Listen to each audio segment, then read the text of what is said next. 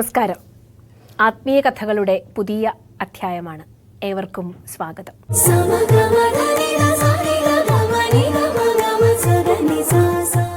ഭാരതത്തിൻ്റെ ഇതിഹാസ പുരാണങ്ങളിൽ പല തലങ്ങളിൽ നമ്മെ സ്വാധീനിക്കുന്ന കഥാപാത്രങ്ങളുണ്ട്.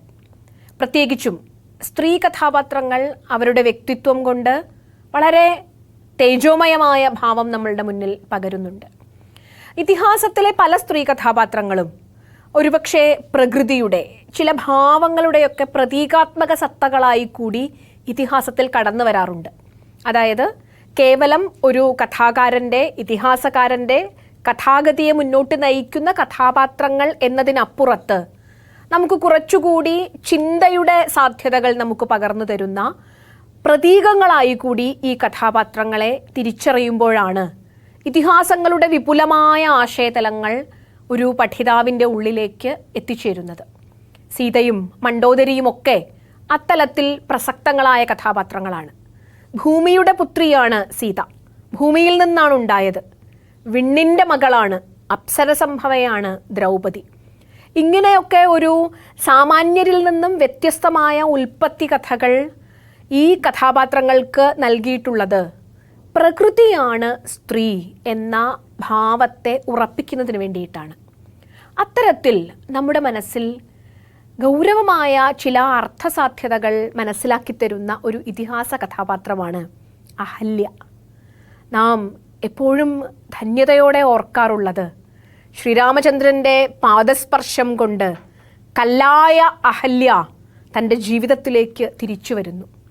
ശ്രീരാമചന്ദ്രൻ യാത്രാമധ്യേ, വിശ്വാമിത്രനോടുള്ള ഒപ്പമുള്ള യാത്രാമധ്യയാണ് രാമനും ലക്ഷ്മണനും വനത്തിൽ കല്ലായി കിടക്കുന്ന, ശിലയായി ശയിക്കുന്ന അഹല്യയെ കാണുന്നതും ആ അഹല്യയെ തൻ്റെ പാദസ്പർശം കൊണ്ട് അനുഗ്രഹിച്ച് ആ അഹല്യയിൽ നിന്നും, ആ ശിലയിൽ നിന്നും ഒരു സുന്ദരിയായ സ്ത്രീ ഉണ്ടാകുന്നതും. ഈ കഥ, ആ കഥയുടെ കൗതുകത്തിൽ, ആ കഥയുടെ സാന്ദ്രതയിൽ, ആ കഥയുടെ ഭാവത്തോടു കൂടി നമ്മളൊക്കെ കേട്ടിട്ടുണ്ട്. പക്ഷേ ഗൗതമൻ ശപിച്ച അഹല്യ, അപഥസഞ്ചാരത്തിൻ്റെ പേരിൽ, ഇന്ദ്രനുമായുണ്ടായ ഒരു വീഴ്ചയുടെ പേരിൽ ഗൗതമനിൽ നിന്നും ശാപമേറ്റെടുക്കേണ്ടി വന്ന അഹല്യ, ഈ കഥയൊക്കെ വായിക്കുന്ന സമയത്ത് നാം അഹല്യപക്ഷത്ത് നിന്നുകൊണ്ടും ഇന്ദ്രപക്ഷത്ത് നിന്നുകൊണ്ടും ഗൗതമൻ്റെ പക്ഷത്ത് നിന്നുകൊണ്ടും ഒക്കെ ആലോചിച്ചിട്ടുമുണ്ട്. അഹല്യയെ ഇന്ദ്രൻ ഗൗതമൻ്റെ തൻ്റെ രൂപത്തിൽ വന്ന് പ്രാപിക്കുകയായിരുന്നു. അഹല്യയോടുള്ള ഇഷ്ടം കൊണ്ട് ഗൗതമൻ പുറത്തു പോയപ്പോൾ അഹല്യയുടെ ഭർത്താവായ മഹർഷീശ്വരനായ, ഋഷീശ്വരനായ ഗൗതമൻ ഗൃഹത്തിൽ നിന്നും, ആശ്രമത്തിൽ നിന്നും പുറത്തു പോയ സമയത്ത് സാധ്വിയായ, തപസ്വിനിയായ ഈ ആശ്രമത്തിലെ ഒരു സ്ത്രീരത്നമായ അഹല്യയെ തൻ്റെ ഭർത്താവ് തന്നെയാണ് എന്ന വ്യാജത്തിൽ വന്ന് സമീപിക്കുകയായിരുന്നു. ഇതു കണ്ട ഗൗതമൻ അഹല്യയെ തീവ്രമായ, അഹല്യയുടെ കാമാഭിലാഷമാണ് ഇതിനു കാരണം എന്ന ഭാവത്തിൽ അഹല്യയെയും ഇന്ദ്രനെയും ശപിച്ച കഥ നമ്മൾ കേട്ടിട്ടുണ്ട്. ഈ കഥ വളരെ പ്രസിദ്ധമാണ്. ഇങ്ങനെയാണ് അഹല്യ കല്ലായി മാറിയത്. ഈ അഹല്യ കഥയ്ക്ക് പ്രകൃതി പുരാവൃത്ത സിദ്ധാന്തപ്രകാരം വളരെ നല്ലൊരു വ്യാഖ്യാന സാധ്യതയുണ്ട്. അതായത് അഹല്യ എന്നാൽ ഹലം എന്നതിന് കലപ്പ എന്നർത്ഥം. കലപ്പ ഉഴാത്ത, കലപ്പ കൊണ്ട് നമുക്കറിയാം, കലപ്പ കൊണ്ട് ചെയ്യുന്നത് കൃഷിഭൂമി സംസ്കരിക്കുകയാണ്. കൃഷിഭൂമിയിൽ സംസ്കരിക്കാതിരുന്നാൽ, ഉഴുതുമറിച്ച് അതിൽ വിത്ത് വിതയ്ക്കാൻ പാകത്തിന്, അതിന് വളമിട്ട് അതിൽ പുതിയ പുതിയ ഫലങ്ങൾ കിളിപ്പിക്കാൻ പാകത്തിന് കൃഷിഭൂമിയെ ഒരുക്കുന്ന ഒരു പ്രക്രിയയുണ്ട്. ഇത് ഭൂമിയുടെ സഹജമായ, ഭൂമിയിൽ നിന്നും സസ്യജാലങ്ങൾ ഉണ്ടാവാൻ, ഭൂമിയെ ഉർവരയാക്കി തീർക്കാൻ നാം ചെയ്യുന്ന പ്രക്രിയയാണ്.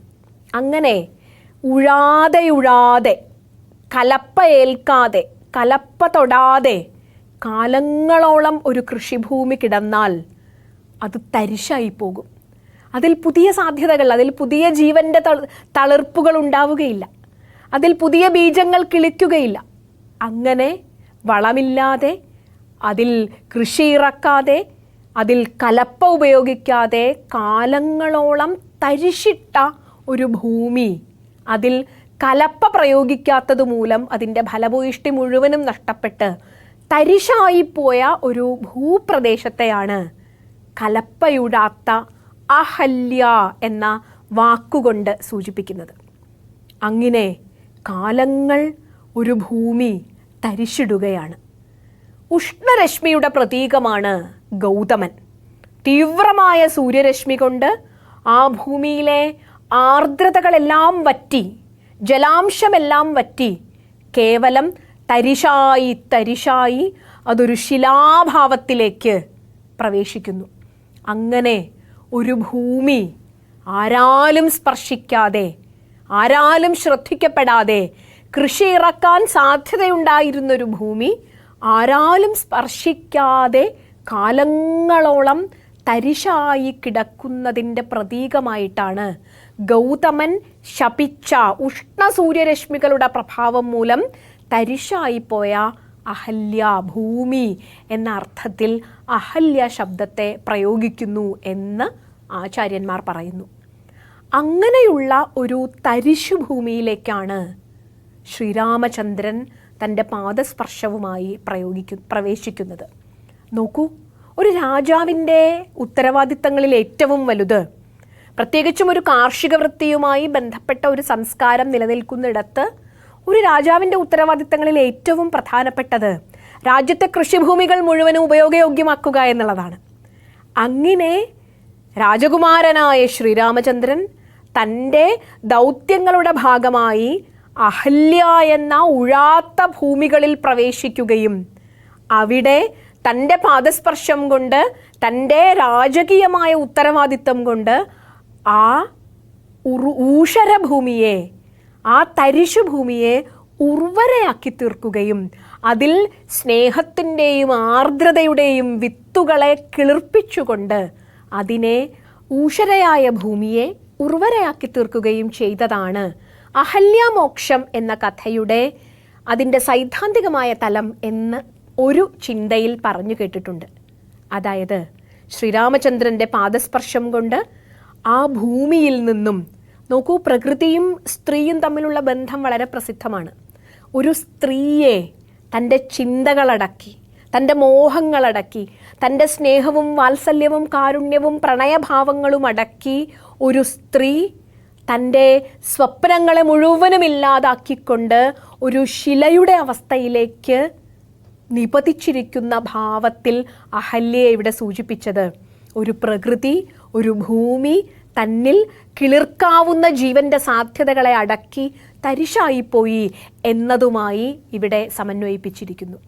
അതായത് അഹല്യയ്ക്ക് മോക്ഷം നൽകിയ രാമൻ ഈ ലോകജീവിതത്തിൽ നിസ്സഹായതകളുടെ, കുറ്റബോധങ്ങളുടെ, സങ്കടങ്ങളുടെ, അപകർഷതയുടെ, മാറ്റി നിർത്തലുകളുടെ ഒക്കെ വേദനകളിൽ ജീവിക്കുന്ന സ്ത്രൈണഭാവങ്ങളെ, പ്രകൃതിഭാവങ്ങളെ ഉത്തേജിപ്പിച്ചുകൊണ്ട് അവരിൽ നിന്നും പുതിയ ജീവൻ്റെ നാമ്പുകൾ, പുതിയ ചിന്തയുടെ നാമ്പുകൾ, പുതിയ ഭാവനയുടെ നാമ്പുകൾ കിളിർപ്പിക്കുന്ന ഒരു വലിയ അനുഗ്രഹത്തിൻ്റെ ഭാവം കൂടി ഈ അഹല്യ രാമ അനുഗ്രഹ കഥയ്ക്കുണ്ട് എന്ന് ചിന്തിച്ചുകൊണ്ട് അഹല്യമാർക്ക് മോക്ഷം നൽകുന്ന രാജഭാവത്തിലുള്ള ശ്രീരാമൻ്റെ തത്വത്തെ നമുക്ക് തിരിച്ചറിയാൻ ശ്രമിക്കാം. നമസ്കാരം.